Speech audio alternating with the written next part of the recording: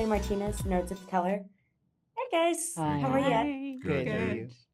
Good. So excited to talk to you all. I really enjoyed the movie. One of my favorite parts about the movie was the dinner scenes and how they're both intense and kind of humorous at the same time. Without spoiling, obviously, what can you tell me about filming them? Well, we didn't rehearse, so that's really, I think, quite wild. Soderbergh does not really, he's not into rehearsals, which I think is great, because I think so often you can get the magic in rehearsals and then you spend the takes trying to recreate that magic again because you missed it. So I love that, but it does make it a thrilling experience filming without rehearsing. So I think that added to the tension of the scenes. I'm sure we've all shot dinner scenes half the length of that. That's taken twice as long to shoot. That was amazing. We did it pretty quick. Yeah. Kate, one of the things I also find very interesting about the movie is that it doesn't just focus on George's perspective, but it's also about Kathryn's point of view as both a spy and in her marriage. So did you study any female spies to prepare for the role, or do you have any favorite historical figures? Yeah, it's interesting you say that because Kathryn is seen through George's lens quite objectively for quite a bit of the movie until she becomes her own actor. So it was important to realize that was the gaze that she was being looked at and behave accordingly. But no, I didn't base her on anyone in particular.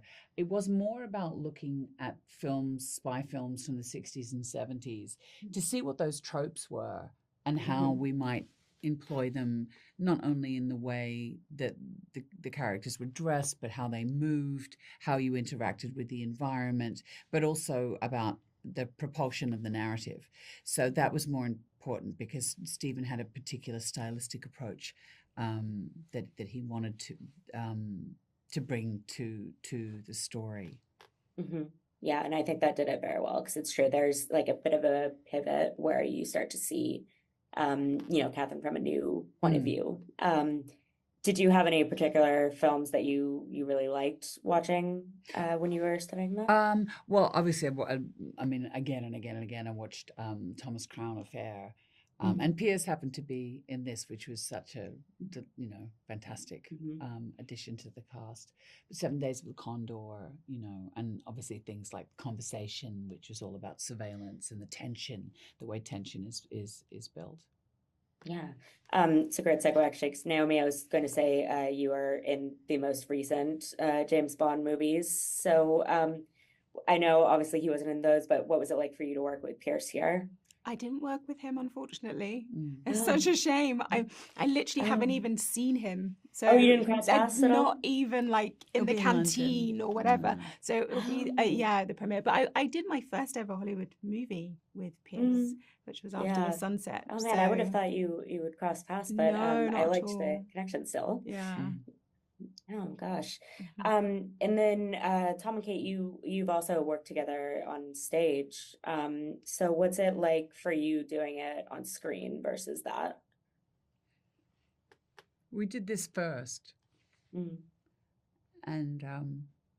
we're actually still on stage. So yeah, this is why we're a little bit. Oh my gosh! Well, not with daylight savings. It's been both have been fantastic. Yeah, absolutely. So last question: if you all were to attend one of Kathryn and George's dinner parties, what dish would you bring? I'd bring my own takeaway container. I would not eat a thing they cooked. Yeah. I'd say I got In-N-Out burger. I agree. Yeah. I make a mean lasagna, so I'd bring my lasagna. Yeah. Love that. Tim? I don't know. Something nice. No, something sweet. We never got lighten to the dessert. atmosphere. Yeah, that's something I noticed too. A not dessert. trifle. A trifle. To just remind us all that life's not too Ben and serious. Jerry's. Yeah. I think we have one more minute, so I was just going to say, Naomi, I just talked to Regé and Michael, and they were saying that out of the cast, you would do you would be the most likely to do well as a secret agent in real life. I actually wouldn't. I mean, they're saying that because I worked with an undercover agent who said that I would be very good as a spy because I have the ability to extract information out of people, which they don't want to give. People often say, like, I don't know why I'm telling you this. I've never told anybody this before. But the problem is I have such a guilty conscience that even when I'm not lying, I feel like I am lying. Like if somebody said something's stolen in the room and I know I haven't taken it, I feel guilty. So I think that would hold me back as a spy, unfortunately. But people would think you're confessing too often. You can't possibly be a spy. So it would be a really great cover, you see. Double bluff, yeah. Double bluff. Yeah, that could work. Great. Yeah. All right. Well, that's all the time we have. Thank you all so much. Thank you. And excited for the film to hit theaters. Thank you. Yes. Thank you. Yeah. Thank you. Bye. Hey guys, how you doing? Good, thanks. Good, How thank are you? Oh, good. Excited to talk to you guys. I love the movie. It's very fun. So I was wondering, to start off, out of the cast, who do you think would do best as a secret agent in real life? Naomi. Yeah, Naomi. Naomi's very proud to say that she'd do the best as a secret agent. I think she had a secret agent tell her that she'd be a good agent, and so she wears that as a badge. She walks. She has like an amazing. Wasn't a secret agent. You can. It's a plumber. She has an amazing ability. Like when you talk to Naomi, you end up just sort of keeping going, and she you like does. tell her so much. I think that was the real revelation, because we actually were talking about this a lot, Naomi and I. And a lot of the real power that spies have is getting people to open up when they shouldn't. It's creating intimacy with strangers. It's creating a trust between people so that they tell you things they shouldn't do. That's most of the job, far more than running around punching things or blowing things up. It's like a second-hand car salesman. It's kind of the same thing. Oh, Yeah. I hadn't thought of it that way, but yeah, car salesmen would be great spies, apparently. Well, that kind of leads me to my next point. Why do you think the spy movie genre is so timeless? I mean, it's just been going forever. I think that people really enjoy watching movies where it kind of give them a peek behind the curtain into a world that they don't fully understand. And I think that this is like the ultimate world of that, because there is so much mystery, and by definition, like we're not allowed in. And also I think people that enter into that world are really interested in kind of getting to the absolute truth. And I think in most of our lives, we're aware that there are things that we don't understand and that we'll never fully know. And I think the movies like this give us at least the illusion of being a part of that kind of inner circle. It's a highly exclusive club, and so just to know what that world is like, it's extraordinary circumstances these people operate in, and they're usually extraordinary people. They don't operate like most of us do, and I think that alone is fascinating. And then if you've got a group of them that are actually working within the same organization, and one of them is treasonous, there's like a great opportunity for drama there and tension. Absolutely. Michael, you've obviously been in a ton of action movies, and while Black Bag has its moments, it's much more psychological kind of games than it is violence. So what was it like for you to get into character for this type of role?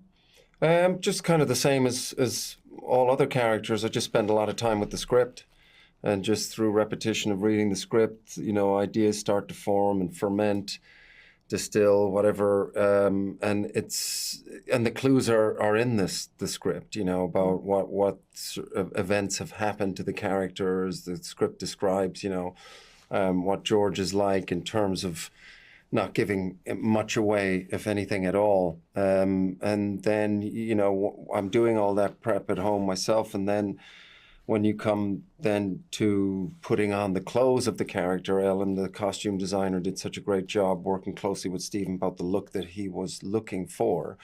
Then that's the sort of final sort of skin that I put on. But it's just really spending a lot of time with the script. Mm-hmm. Yeah, absolutely. And Regé, you played a lot of morally gray characters and some downright just corrupt characters. So what drew you to the role of James? And some incredibly moral characters as well. Like I played like insanely moral down the line too. I think it's the complexity and the contradictions that draw me to it. What's so funny about morality? Just let me say. Excuse me. If I may add, I've gone the whole gambit, the whole spectrum has been covered. And there's more to come. Like I played Heroes too.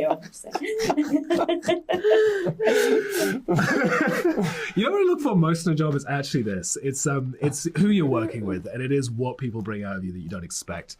I think what was a pleasant surprise on this job was that is very much the type of vibe that you got between takes, which people wouldn't necessarily expect on a film like this. It feels like it's all very heavy and cerebral and intense, and it is, but mostly because the caliber of actor you're working with is very adept at staying loose and limber between the shots, very adept at being generous in terms of make sure everyone else is ready to give their best between shots. And so there's a very, very playful atmosphere that allows you to explore these very complex characters. And I think that's what I look for in all the pieces, and how that comes out morally or otherwise is kind of a product of that process. Absolutely. All right, well, that's all the time we have. Thank you so much. It was so lovely to talk to all of you, and excited for this to come out. And thank you so much. Okay, thank you so much. Professional artists and professors, maybe a nerd who's just like you, talking about the things that you like too. So I invite you to the NOC. In full color, you see me. The hard knock life, comics, movies, and TV. Yeah, pop culture with a different perspective. Watch it on your screen, hit play, so check this.